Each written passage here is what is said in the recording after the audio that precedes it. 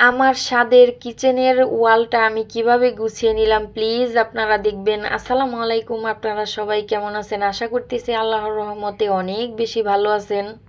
Already আমি কিন্তু মাপ মতো ম্যাজিক ট্যাপগুলা ওয়ালে সেট করে নিছি।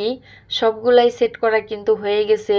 তো প্রথমে আমি কিন্তু বেসিনের পাশে যে ভীম লিকুইড এই যে অর্গানাইজার সেটাই কিন্তু আমি ফিট করে ফেলছি। তারপরে আরও একটা ফিট করে ফেলছি। এখানে স্ট্রেনার, স্প্যাচুলা, তারপরে হচ্ছে চা ছাঁকনি, দুধ ছাঁকনি, কাঁচি সবগুলা কিন্তু আমি সুন্দর করে গুছিয়ে রাখছি। তো তার একটু নিচেই হচ্ছে আমি পেঁয়াজ আর রসুনগুলা রাখছি। বন্ধুরা কীরকম লাগছে প্লিজ কমেন্টে জানাবেন। তো আমার বাসায় যখন আমার বাড়িওয়ালা আন্টি আসছে, আন্টি বলতেছে যদি তুমি ওইখানে ওই পেঁয়াজ রসুন ঝুলাইয়া রাখছো কেন ওইভাবে। তো আন্টি বুঝতেই পারে নাই যে এগুলা আর্টিফিশিয়াল।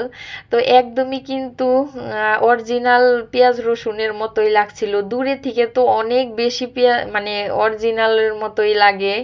তো আমি আন্টিকে বলছি আন্টি এগুলা কিন্তু আর্টিফিশিয়াল। তো তখন আন্টি কিন্তু একদম অবাক হয়ে গেছিল। তো একে একে আমি কিন্তু কয়েকটা ইয়াগুলা ফিট করে ফেলছি। পাশে কিন্তু রুটি বানানো যে বেলুন ফিরা এগুলা কিন্তু সেট করে দিয়েছি। তার পাশেই কিচেন যে টিস্যু সেটা কিন্তু দিয়ে দিয়েছি। তার নিচেই ঝুলানো হুকগুলাই আমি কিন্তু চামিচ, স্প্যাচুলা, ওগুলা খুন্তি এগুলা কিন্তু আমি রাখছি। তারপরে হচ্ছে কাপ স্ট্যান্ডের মধ্যে আমি মগ, কফি খাওয়ার মগগুলা ঝুলাইছি। আমার যে গাইস এত চা কফি খাওয়ার নেশা, এটা কিন্তু আমার হাজব্যান্ডের কাছ থেকেই কিন্তু আমি মানে শিখছি।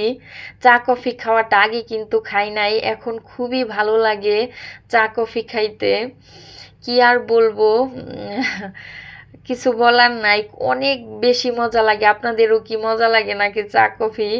আমার খুবই ভালো লাগে। তো ভয়েস দেওয়ার সময় আমি খেয়াল করে দেখছি যে এইখানে কিন্তু আমি ভুল করে ফেলছি। দেখি মানে একই সুরটা দুইবার করে আইসা পড়ছে। আপনারা প্লিজ ক্ষমার সুন্দর দৃষ্টিতে দেখবেন। আর হচ্ছে আমি আরেকটা কথা বলতেছি, আমার প্রায় ডিসেম্বর মাসের আগেরও ভিডিও, হ্যাঁ অনেকগুলা ভিডিও একত্রে মানে জমিয়ে রাখা হয়েছিল। কিসের জন্য? আমি কিন্তু অনেক দিন মানুষের সমালোচনা করার কারণে প্রায় 4-5 মাসের মতো, প্রায় 4 মাস হবেই, হ্যাঁ সেই ডিসেম্বর মাস থেকেই মানে এরকম একটা সমালোচনা শুরু হয়েছিল। এর কারণে কিন্তু আমি ভিডিও ছাড়ছিলাম না। কিন্তু আমার যে ভিডিও ফুটেজগুলো কিন্তু মোবাইলে আসিলই।